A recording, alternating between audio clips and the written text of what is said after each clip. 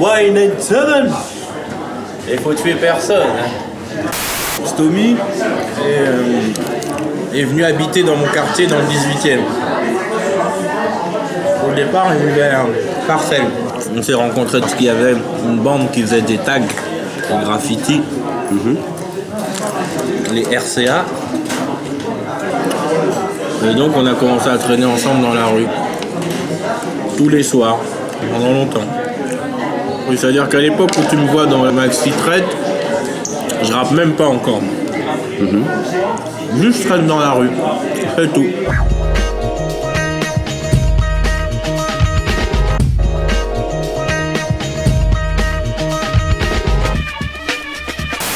Ton premier vrai rap officiel, enfin ta première apparition discographique comme on appelle ça, c'est 95-200 Autopsie quoi.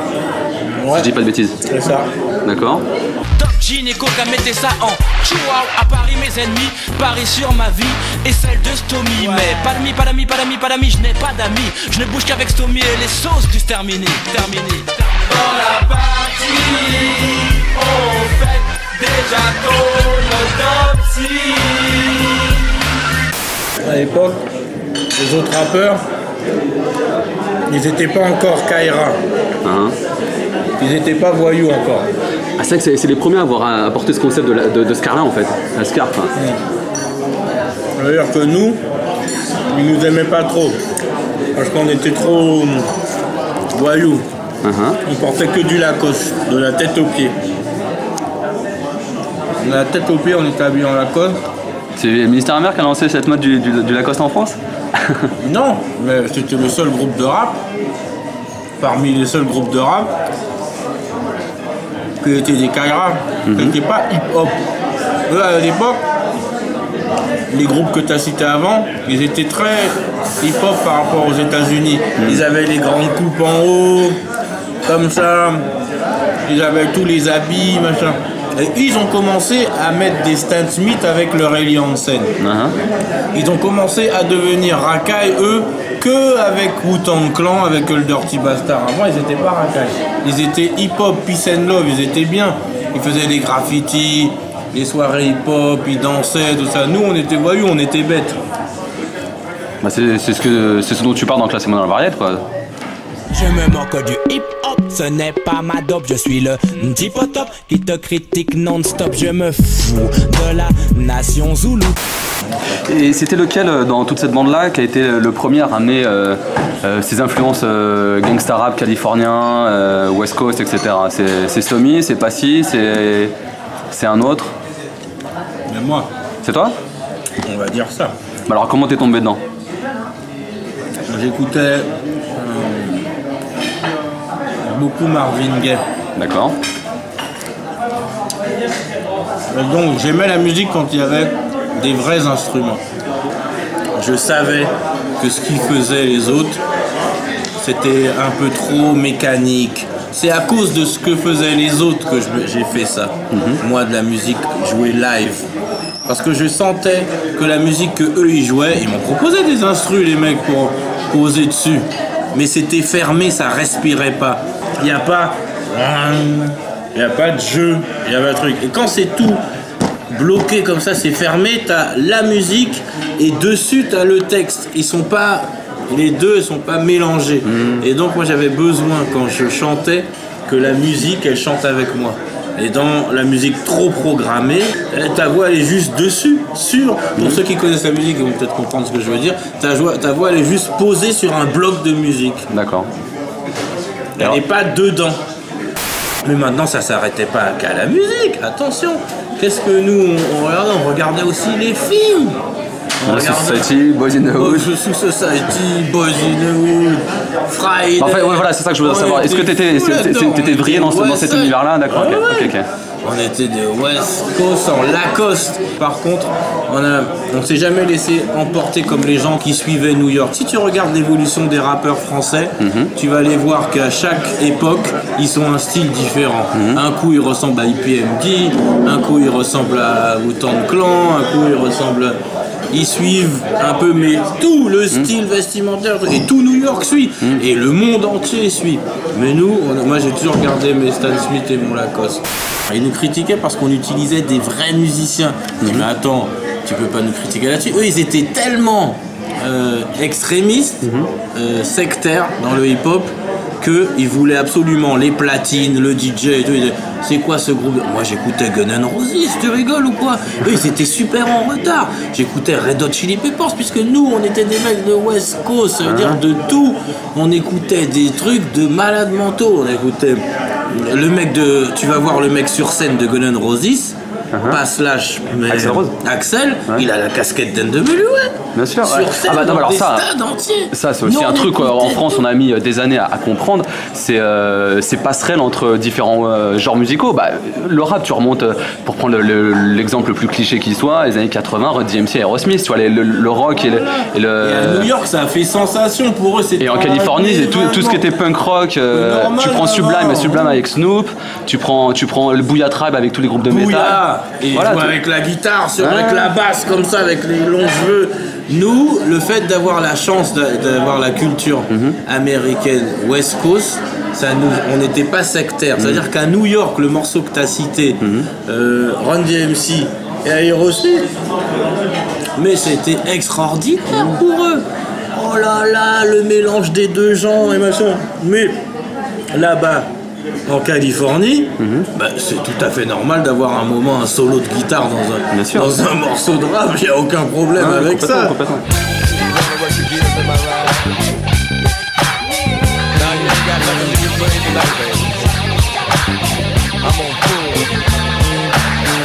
Pourquoi jamais j'ai retrouvé la qualité de première consultation de son?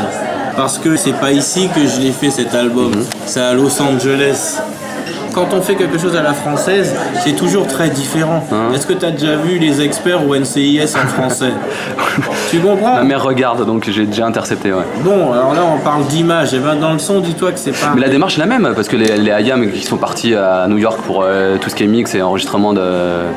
C'est qu'on y arrive pas l'école du micro d'argent, je comprends. Ici, on n'y arrive pas. Il y a tout ce qu'il faut, c'est le même matériel, même mieux, on a les mêmes trucs. Mais pourquoi on n'a pas? Parce que les mecs, ils ont pas...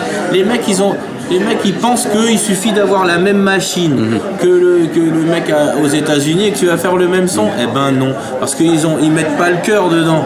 Ils mettent que leur tête. Ils disent ouais, je vais prendre cette machine-là, je vais me faire le même studio, exactement le même studio que Slash. Et après, je vais m'acheter la même guitare. Mais joue. Pourquoi c'est pas ce qui sort? Ouais, attends. Tu mets pas ton cœur. Mariano Beuve était le producteur de Ministère Hammer. Paix à son âme. Et moi, le soir, à des moments où Ministère Hammer avait fini d'enregistrer, je lui disais laisse-moi le studio pour faire mon délire à moi et tout ça. Et il était sympa, il me disait ouais vas-y Doc, viens, on va faire ton truc à toi à côté quand on a un moment. Alexis Ouzani, quand je faisais mes maquettes, je lui faisais toutes les mélodies de l'album, je chantais tout avec ma bouche et lui il rejouait tout. Après lui il venait, il jouait. Je disais non pas comme ça. C'est pour ça qu'il n'y a pas de refrain dans ma rue, parce qu'en fait j'aimais bien la sirène. Pour moi ce morceau c'est un des 5 morceaux les plus classiques du rap français, cette sirène.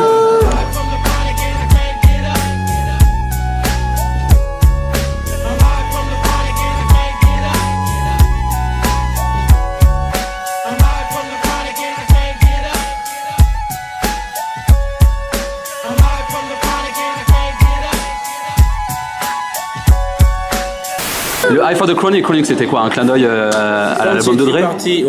Quand tu es parti enregistrer là-bas à Los Angeles, il y a un rappeur Chicanos que j'ai rencontré dans la rue, je lui ai dit vas-y viens.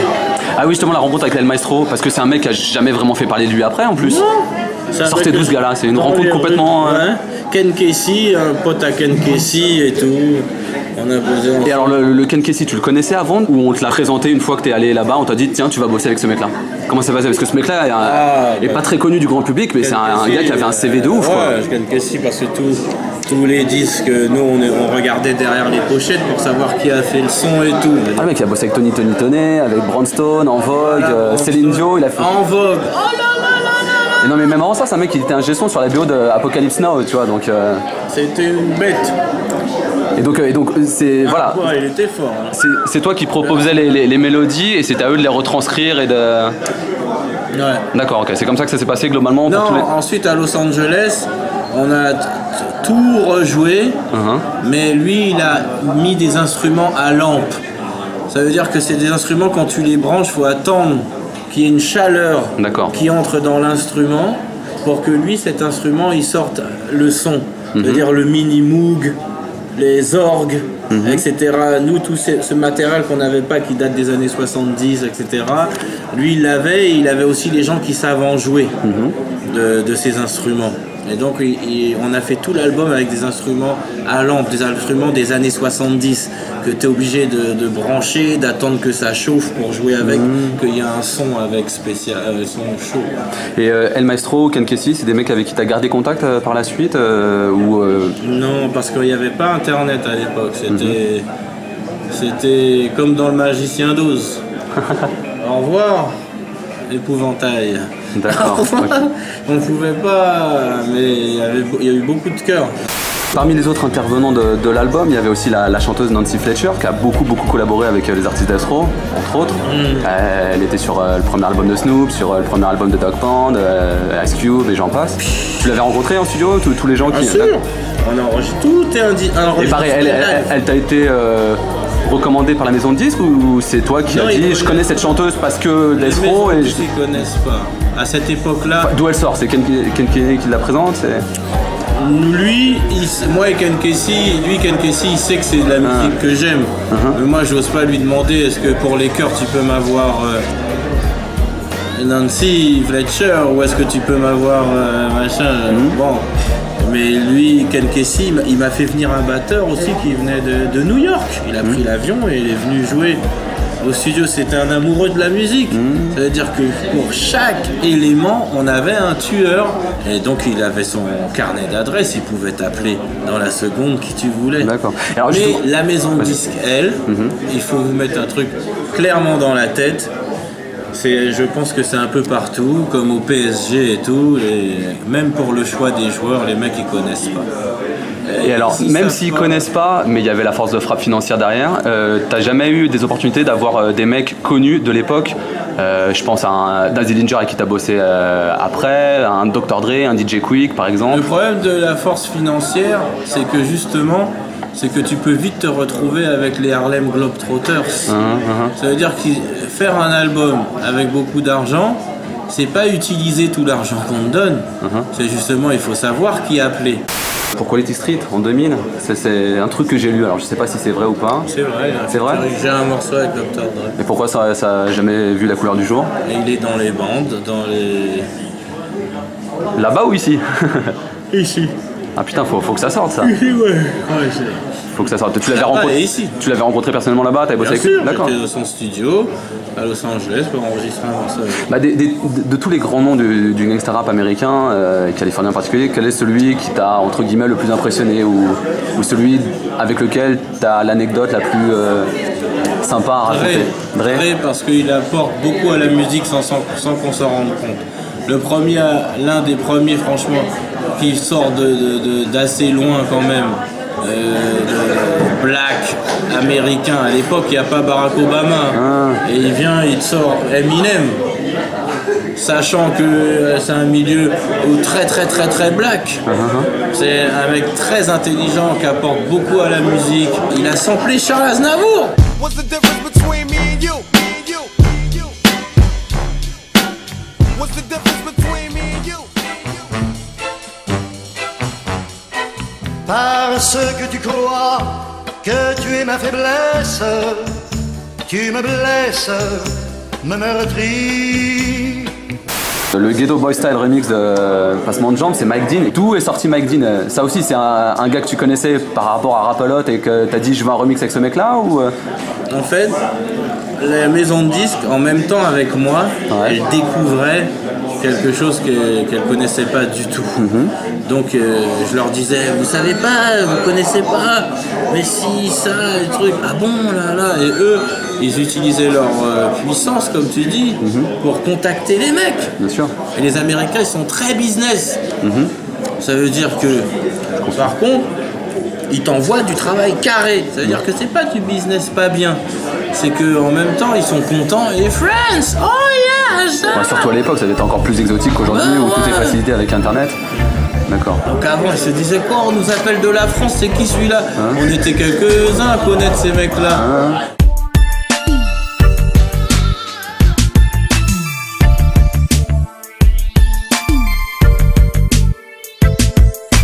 Tenu éloigné du niveau des pros, je reviens agile comme Bébéto. On était dans le même studio là. D'accord, ok. On enregistrait dans le même studio. Et on a fait une photo en passant, on jouait à Street Fighter, un grand classique aussi de l'époque. Tu m'étonnes. Ouais, bien sûr. Personne savait ce qu'allait donner cet album. Coolio, si je l'avais appelé, je lui avais dit passe dans le studio faire un truc. Il serait passé à mon avis, mais il passait par là. Et là, il était en plein Gangsta Paradise, donc il était au top niveau de jeu. C'était le plus gros vendeur au stage, je suppose. Tu dis le mois que ça passait. C'était la BO d'un film en plus, par-dessus le marché. T'as passé un mois là-bas, c'était quand l'enregistrement exactement? 95? Ah, j'ai oublié la date exacte. T'as oublié la date exacte? Bon, donc ça. Mais ça s'est pas fait, et puis tu sais, il était pas facile comme garçon. J'ai oui. Et Stomy? Alors Stomy, j'ai cru comprendre qu'il enregistrait son album et qu'il n'a pas pu aller à Los Angeles. Personne n'a posé sur mon album parce que ils auraient dû, ils se sont dit, Doc il fait son délire à côté et tout. Ah, il y a pas si quand même. Ok, comme Sangoku sur Sega Fire. Dans le rap, augmente mon aura. Là, je décolle, ton esprit, je cambriole. T'en perds la boussole comme dans une chirée d'alcool. Touré M à sol, tu connais mon symbole. Est-ce que ça le fait? Ouais. Faut que ça le fasse, je suis en place. La logique, ça serait de demander pourquoi Passy et pas Stomy. C'était des questions d'emploi du temps ou c'était des questions de...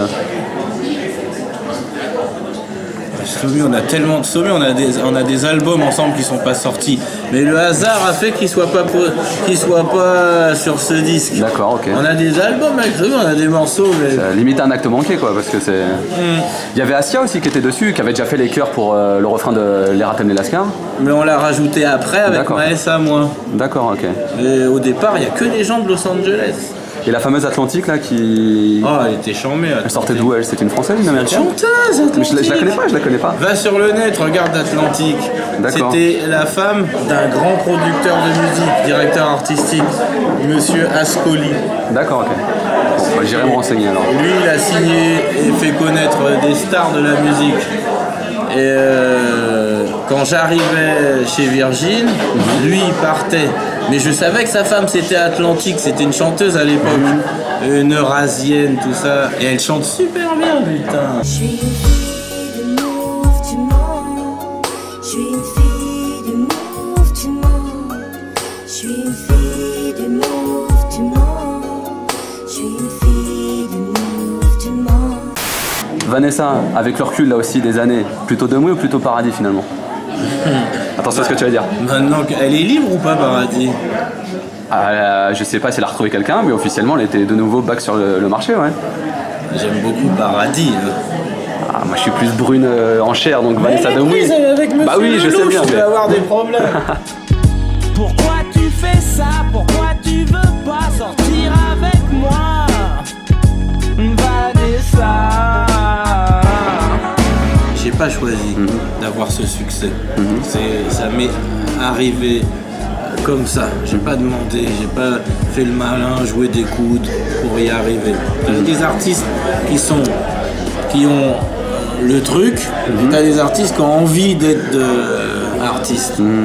Ceux qui ont le truc, ça se ressent, ils sont différents, plus sensibles, plus fragiles.